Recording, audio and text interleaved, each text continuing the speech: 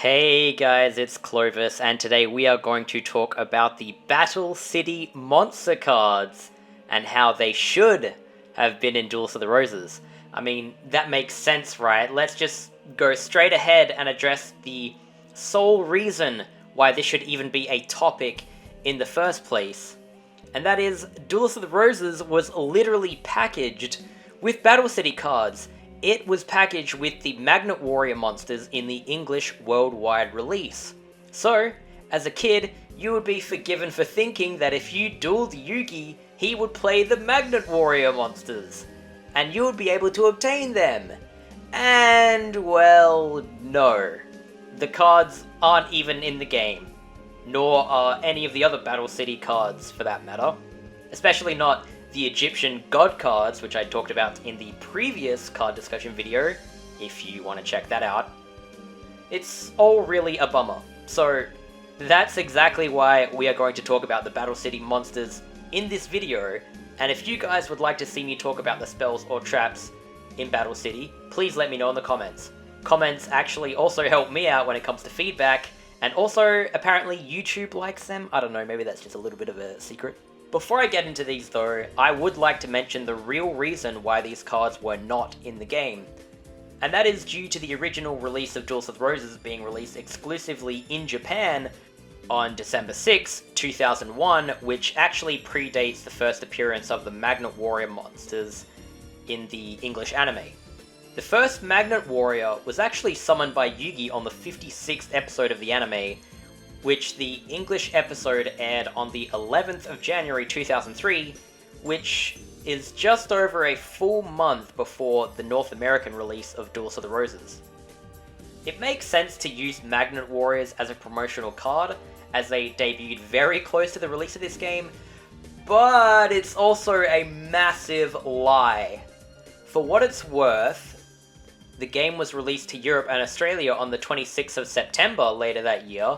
So for people watching the anime in the mornings while they ate their cornflakes, fans in these countries had already seen all of the Egyptian god cards almost half a year before this game was released.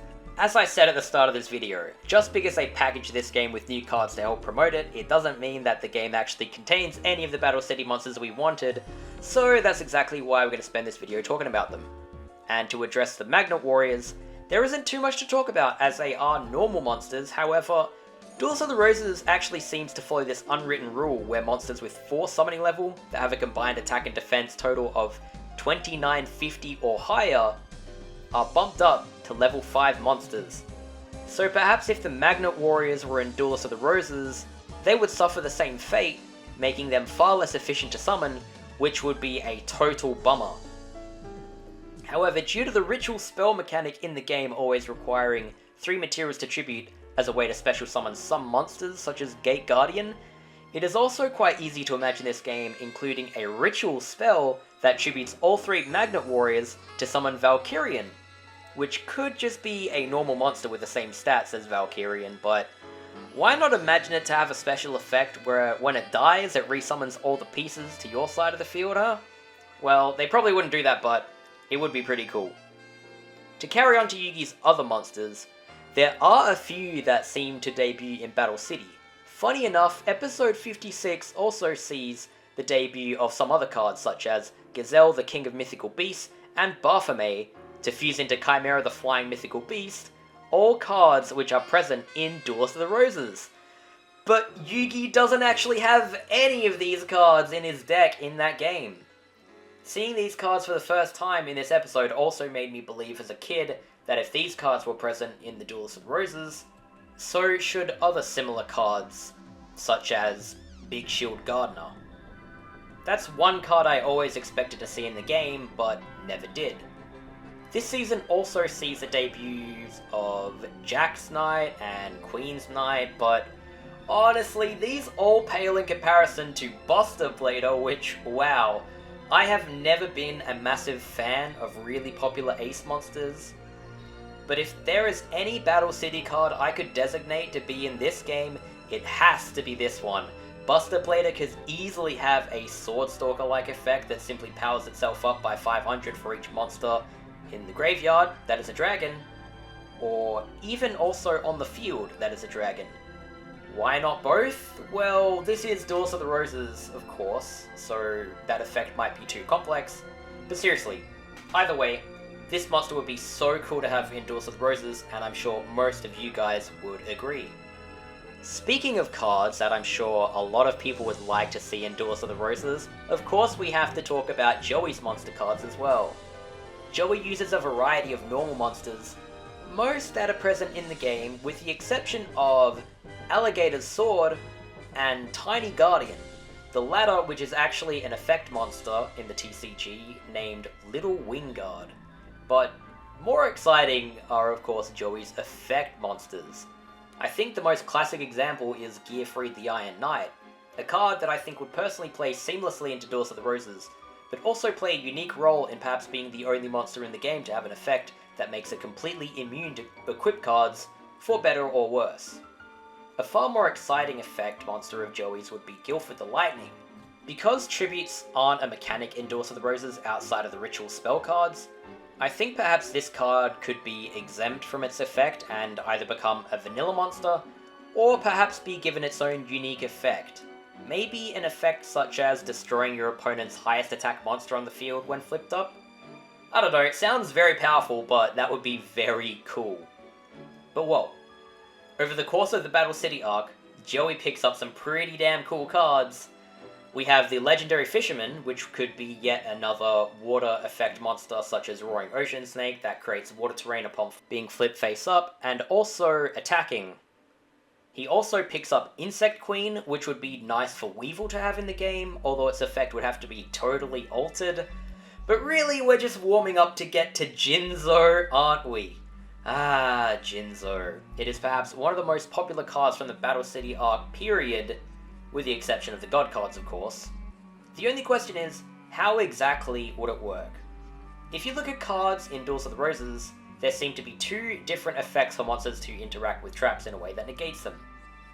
You have face-up defense nature effect of negating trap cards, seeing as Ancient Tree of Enlightenment also has the same effect, so you could just give that to JINZO. But you also have monsters such as Reaper of the Cards that simply can attack through limited range trap cards. The former of these two effects seems more traditional for a card like JINZO. However, the latter might be a more fitting effect if actually put in this game. Why, you may ask? Well, because if you played a 2400 attack monster just to keep it in defense mode, where it sits there with 1500 defense, it would be kind of awkward, it wouldn't be very optimal. I think the prime selling point of JINZO is that it can freely attack opponents without having to worry about their trap cards. So perhaps in Duelists of the Roses, it would make more sense to give it a Reaper of the Cards effect where it could just attack through trap cards itself, so that you could play aggressively with it, which that playstyle makes far more sense for a monster that has 2400 attack points. Now, so that the video doesn't get immensely long, I am not talking about spells and traps from Battle City, which I would like to do in a future video if you guys would like to see that. But there are still a couple more monsters I would like to talk about that debuted in Battle City. Marek has so many of his own monsters that we could probably also do an entire video on his Battle City monsters alone, so you can also let me know if you'd like to see that video as well. Let's just close the video off by talking about a last set of cards that I think are pretty distinct from Battle City. I also need to quickly dismiss Parasite, as I'll totally admit that I didn't go over this card because Duelists of the Roses lacks any effect that would allow this to summon itself out of the opponent's hand if they drew it. While they could add an effect like that, the point of this video is imagining how these cards would fit into the game if they had a hasty patch from Japanese to English release and gave monsters existing effects, or effects that would have been realistic to put in the game within a reasonable time frame without having to program an entirely new unique mechanic for Parasite.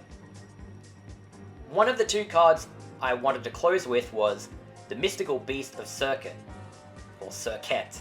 I guess I'll say SERKET because circuit sounds like a circuit board. While this normally requires Temple of the Kings on the field, you could easily ignore that and also just make Temple of Kings its own card in some other way, and simply have Mystical Beast of SERKET, a monster that has its own effect that powers itself up by 500 attack and defense points whenever it destroys a card.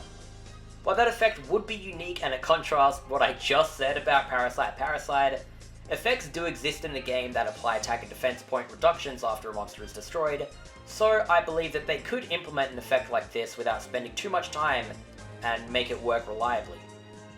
And while Earth Fairy seems like a strange combination for something so evil and menacing as SERKET, you could actually A, make this an immortal card maybe, or B, do what they did with Blackluster Soldier and just make it dark despite the fact that it's actually Earth.